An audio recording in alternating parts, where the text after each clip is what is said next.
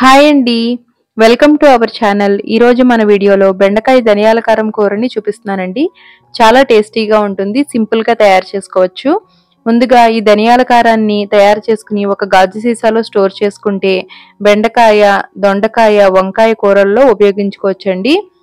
ఈ ధనియాల కారాన్ని తయారు చేయడానికి స్టవ్ మీద ప్యాన్ పెట్టుకుని ఒక 2 స్పూన్ల ఆయిల్ వేసుకోవాలి.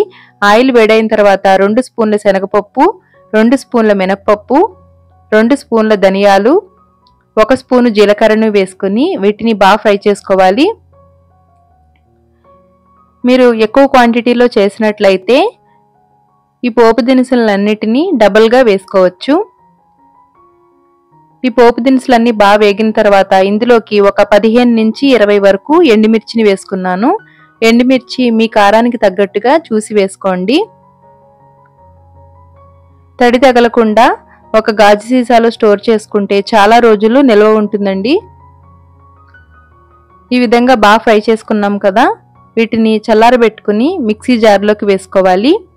నేను ఇక్కడ అప్పటికప్పుడు కూరల్లోకి వేయడానికి ఉపయోగిస్తున్నాను కాబట్టి నానబెట్టుకున్న చింతపండు, కొద్దిగా సాల్ట్ వేసుకున్నాను. మీరు స్టోర్ చేసుకోవాలనుకుంటే చింతపండుని నానబెట్టకుండా పెద్ద నిమ్మకాయ సైజ్ అంతా చింతపండుని వేసుకోవాలి. ఇప్పుడు ఈ విధంగా మిక్సీ చేసుకున్నాం కదా, చల్లారబెట్టుకుని గాజు సీసాలో స్టోర్ చేసుకుంటే నిల్వ ఉంటుంది.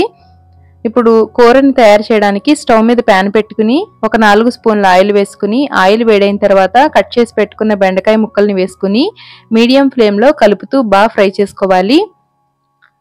ఈ విధంగా బాగా ఫ్రై చేసుకున్న తర్వాత ఇందులోకి 1/2 స్పూన్ పసుపు, రుచికి తగ్గట్టుగా సాల్ట్, మిక్సీ చేసి పెట్టుకున్న ధనియాల కారాన్ని కూర ముక్కలకు తగ్గట్టుగా వేసుకుని బాగా కలుపుతూ మగ్గించుకోవడమే. చాలా టేస్టీగా ఉంటుందండి. ఇదే విధంగా దొండకాయ, వంకాయ కూడా తయారు చేసుకోవచ్చు.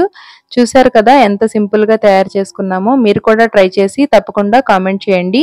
వీడియో నచ్చితే లైక్ చేసి మీ ఫ్రెండ్స్ అండ్ ఫ్యామిలీ మెంబర్స్కి షేర్ చేయండి. మరిన్ని వీడియోలని చూడడం కోసం ఛానల్ని సబ్స్క్రైబ్ చేసుకోండి. Thank you.